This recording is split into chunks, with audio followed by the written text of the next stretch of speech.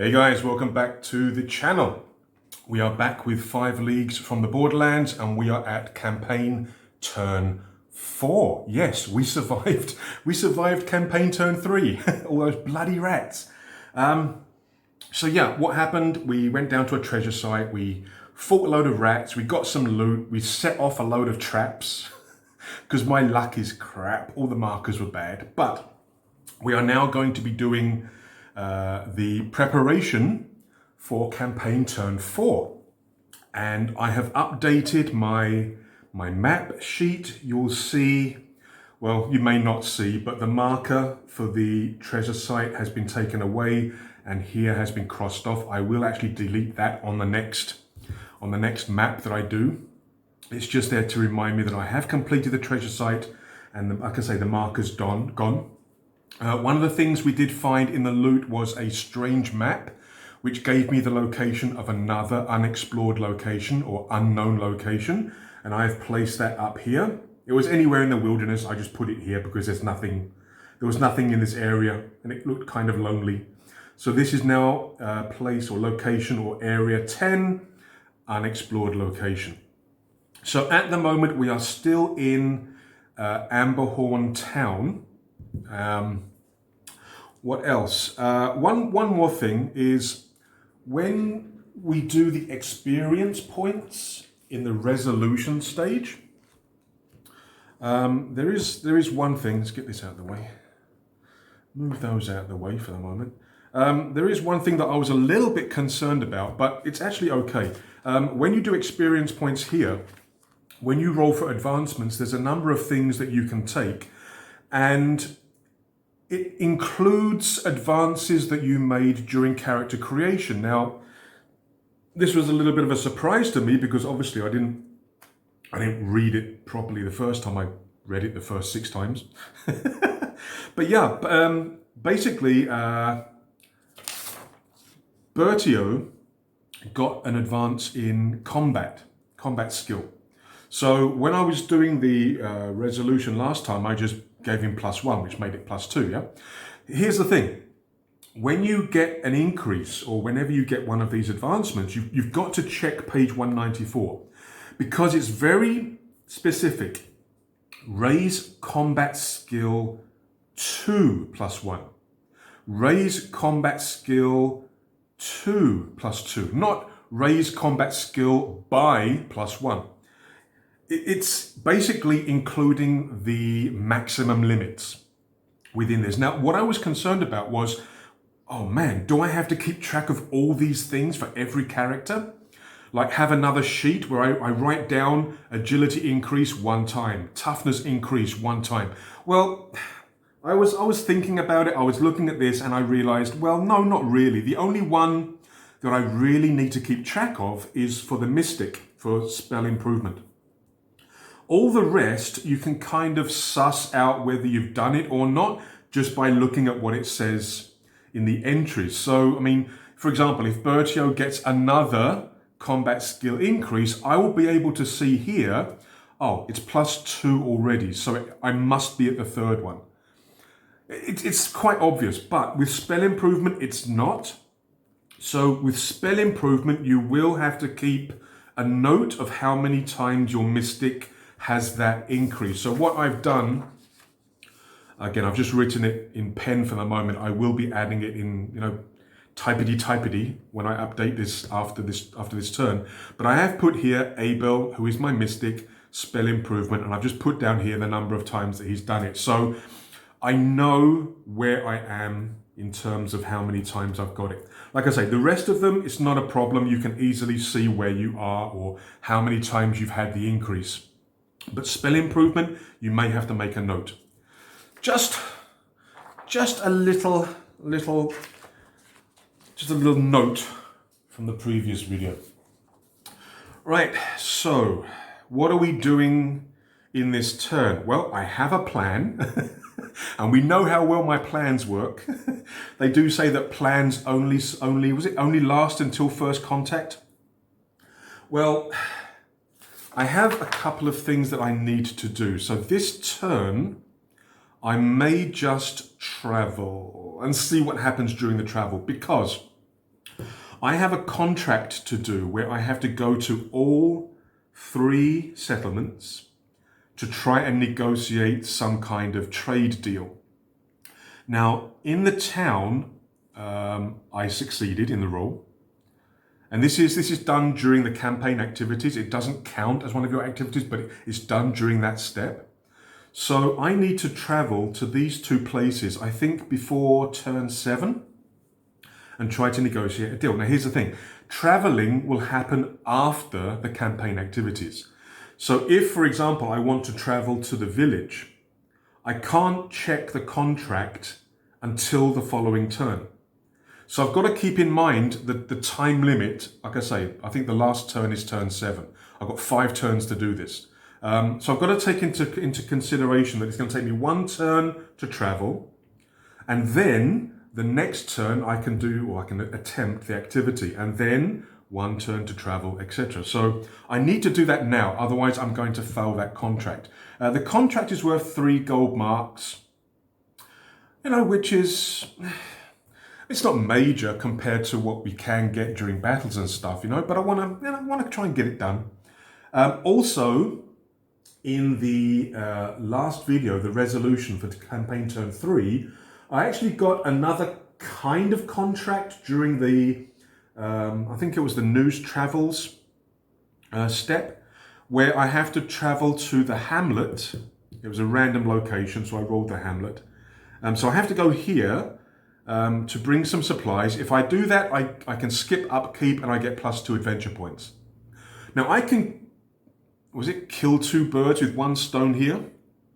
I can actually, during this turn, I can actually travel to Dustypoint Hamlet, which will then satisfy, would it satisfy?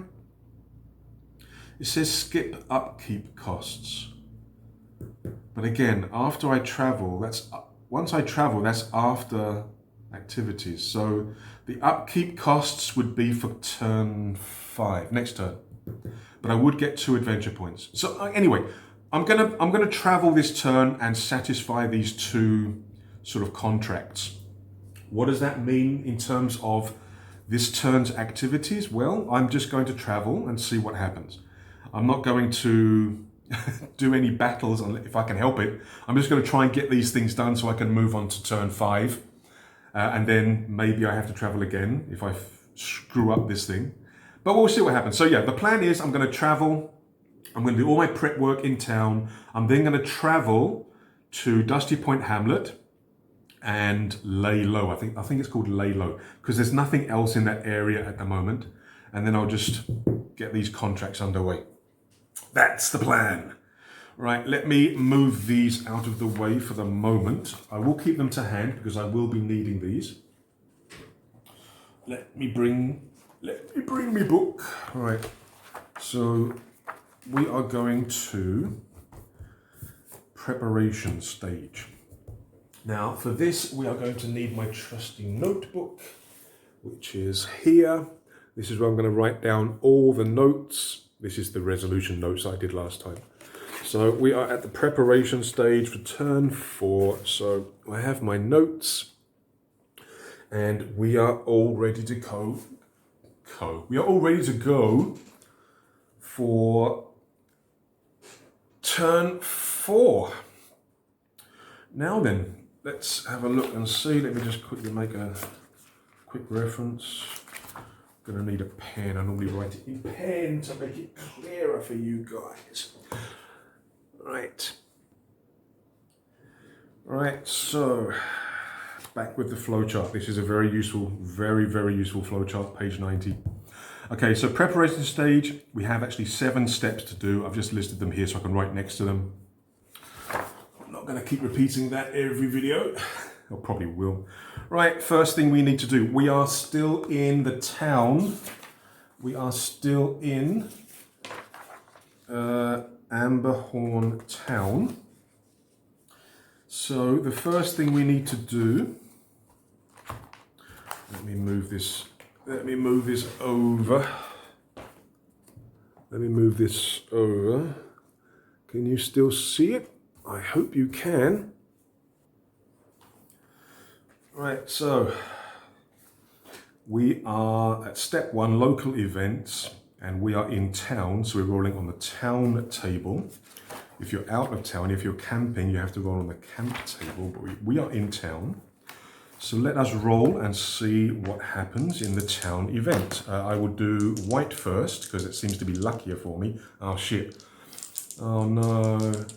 I've just done myself a huge disservice by saying that. It's going to screw me, innit? Right, 81. Oh, hang on. No, it didn't. A gift. I think I had this last time. The townsmith's been working on something for you. He gives you a fine standard weapon. Okay. So I rolled 81. And I get +1 fine standard weapon. I'm tending to use other weapons rather than standard weapons, but I suppose they're decent as backups. All right, so that's local events. That was fairly painless. Next is hard times. Upkeep costs. Now, at the moment, I have 10 gold marks.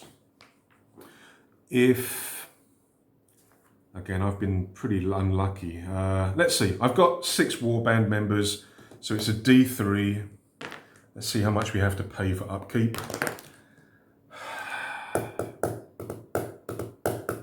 Every time.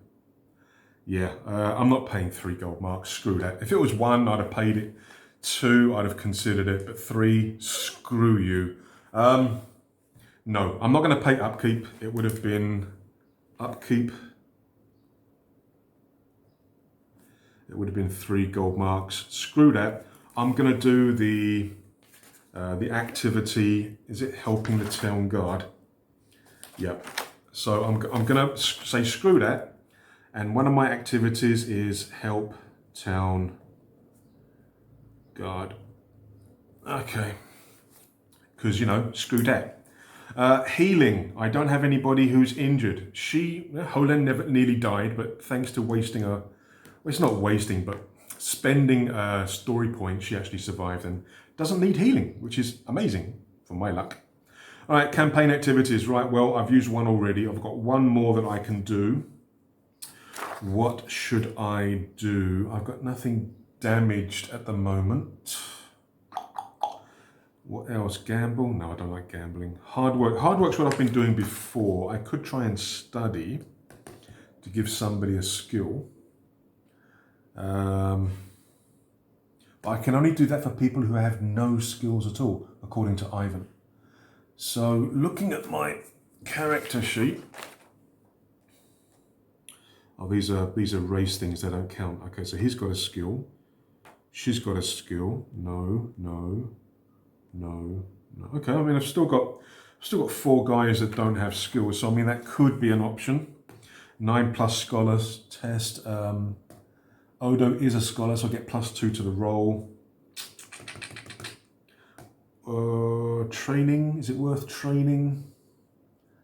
What's the next level for experience? All my guys went up the first level, which was at 4. The next level is at 9. Do I want to... Where did this come from? Did I just screw myself by removing a bookmark? Don't need the town healer.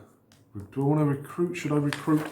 If I recruit, the upkeep goes up to D3 +1. I don't think I need to recruit just yet. Meet the locals.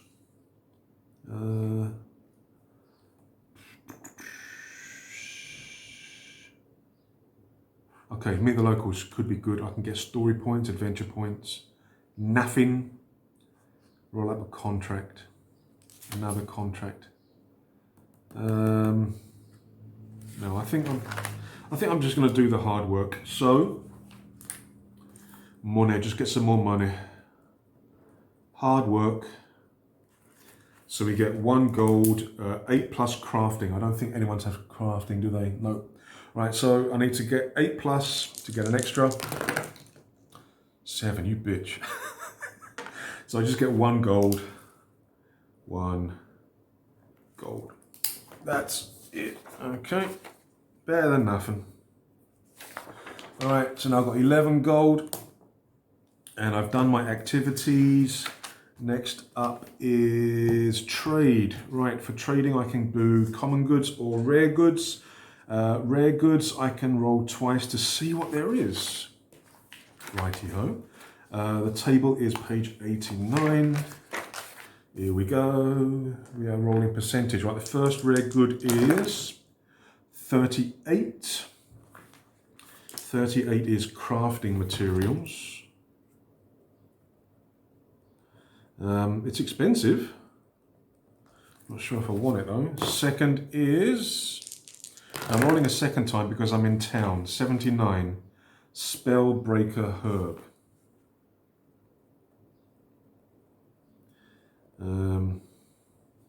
That's 4 gold, and the crafting materials was 8.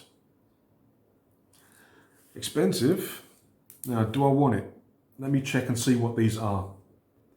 Right, so the crafting materials will change a weapon and give it the fine improvement. The Spellbreaker Herb basically allows me to negate a spell that's cast on me. I honestly don't think it's worth spending the money at the moment. 8 or 4, and I don't think it's worth it at the moment. Do I want to buy any common goods? Another bow would be useful, but that's 5. Oh.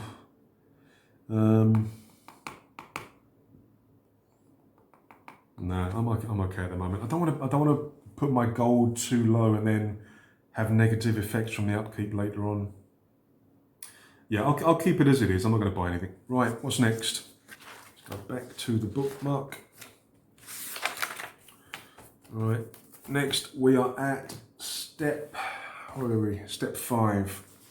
Step 5 is research. Roll for connections. Okay, hidden location I can't do because we need adventure points for that.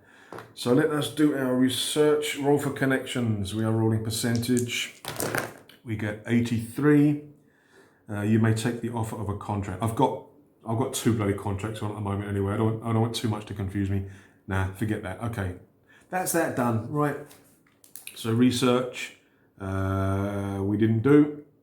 Choose adventure. We are going to do the contract. So we are going to travel to the hamlet.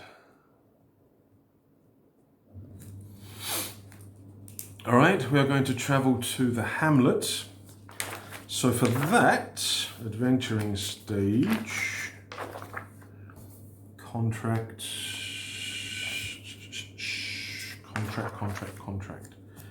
was this one, negotiate deal. So I've got to do this speech test at every location, but I can't do that this turn because the activities have already been done. But this turn I have to travel and then lay low.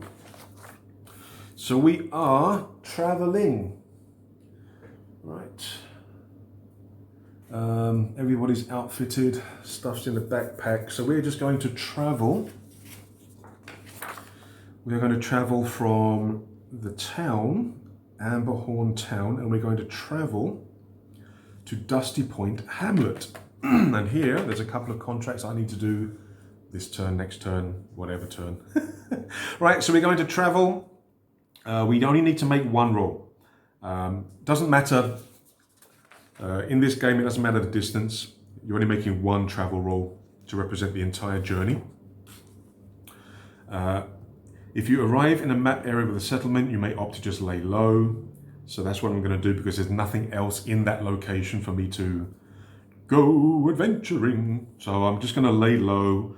Do not go through the normal post-battle. Only news travels. Okay. But first we have to check if anything happens on our travels. So we are going to roll percentage. Right, what are we going to get? White first. We get 12. Uneventful travel. Absolutely nothing happens. Yay! 10-4's boring! Travel is uneventful. Ta-da! Right, what does that mean? Well, what that means is that where was it?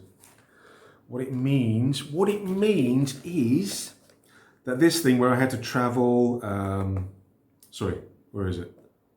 Here, the community is in need of supplies.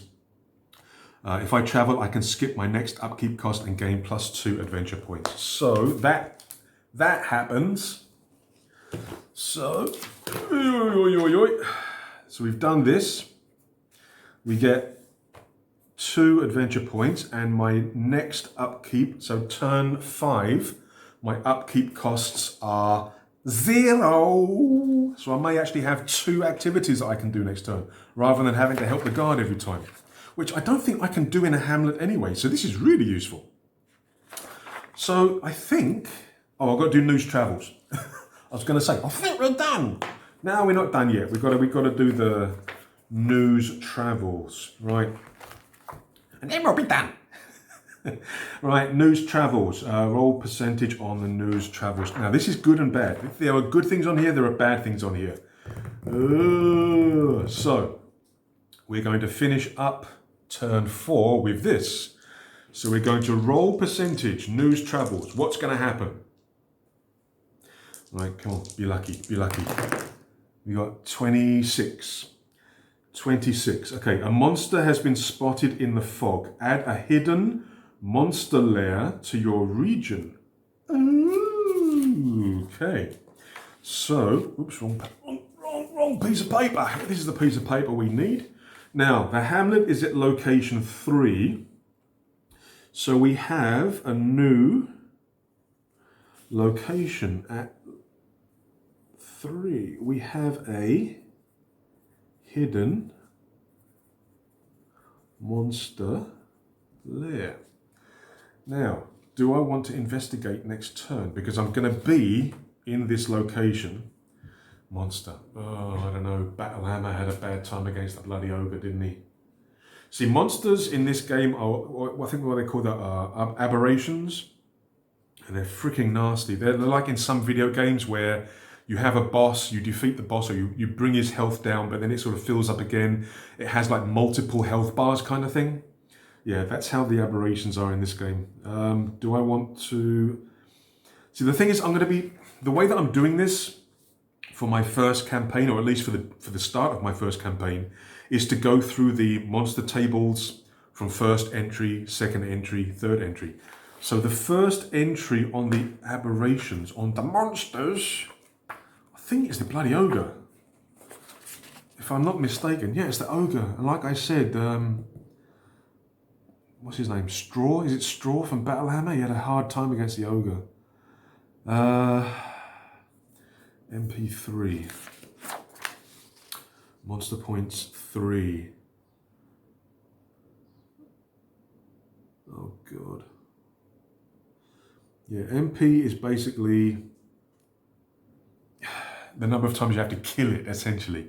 Using the normal rules, you kill something once, you do a wound, so not a wound. When you roll to hit, you bring it above its toughness, or you give it 2 wounds. Basically, your enemy is a casualty.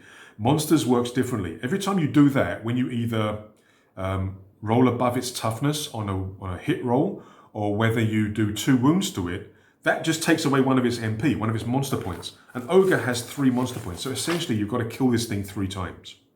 It has a toughness of 5, so you're only getting rid of it on a 6. It's got an armor of 2, +1/+1, +2. Ooh, Jesus Christ. Reward rating of 2. I don't know whether it's worth it at the moment. If I do it now, it's going to be an ogre. If I do it later on, it might be a troll, a minotaur, a werewolf, a golem. I'm going to have to think about that. I'm going to have to think about it. So what we will do here, we will write here, resolution, news travels. I'll just make a note of what I did. And this was, what did I roll? 26. That's a hidden monster lair. Oop, can't spell. I really want to sing Skillet Monster at the moment, but I can't for copyright. And I can't sing that also. There's another good reason why I shouldn't sing. Right, so that is turn 4 done. I know it wasn't very exciting, but it makes for a shorter video, which I'm sure some of you guys are quite thankful for, because some of my videos go for bloody ages. So turn 4, again, nothing very exciting, but there will be turns like this. In 5 parsecs, you're pretty much guaranteed a battle every game. In 5 leagues, it's a little bit more narrative. There are turns where you have things happening other than battles that do affect the campaign and your story. So basically, my guys got gifted a weapon. We helped the town guard and did some work. And we traveled to Dustypoint Hamlet to deliver supplies, which satisfies one of those contracts and means that next turn I don't have upkeep costs. And next turn I also have to roll for the other contract, the speech roll. So that is turn 4. Again, it's going to be quite a short video, this one. So I will leave it there. We will move on to turn 5. I think turn 5, I honestly not sure. I'm going to have to think about what I'm going to do for turn 5. Whether I'm going to attack the monster lair. I've also got delves that I could do. That's dungeons again, isn't it? I want to do some. I want to do some topside battles before I do another delve. I've done a dungeon already. That was in turn 3. I want to do like a above ground battle or something. So what are my options? I've got 2 unexplored locations I could look into and figure out what they are. I've got 2 delves, but I'll do those later. I have a monster lair. I've got to think about that. I've got to think about whether I think I'm ready. Am I ready for an ogre? I mean, I've got some decent weapons now.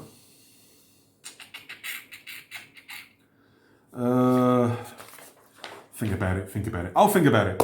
Anyway, guys, this was turn 4. No battle this time, but let me sort everything out and then I will prepare and record the video for turn 5.